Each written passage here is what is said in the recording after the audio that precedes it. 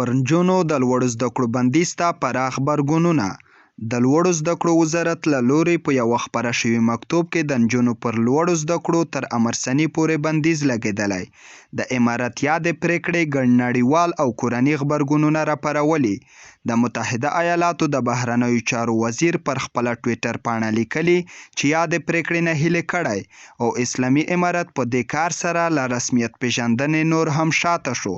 همدا ډول د یاد وزارت ویاند ویلي چې امریکا دا ډول پریکړې په کلکه غندي.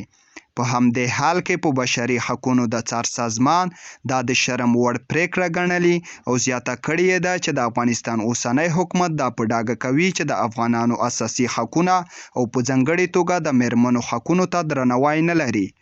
بل لور ته په افغانستان کې د ملګرو ملتونو د سیاسي استازولۍ مرستیال لیکلي دا ډول پریکړې ټول افغانستان له خطر سره مخ کوي. د افغان ښځو لپاره د امریکا ځانګړي استازي رینا امیري هم پر خپله ټویټر پاڼه له افغان میرمنو او نجونو څخه پر ملاتړ ټینګار کړی او ویلي دي چې په کلکه باید د دا ډول پریکړو مخالفت وشي. د یادولو ده چې یادې پریکړې په کور دننه د افغانانو پراخ غبرګونونه هم راپارولي.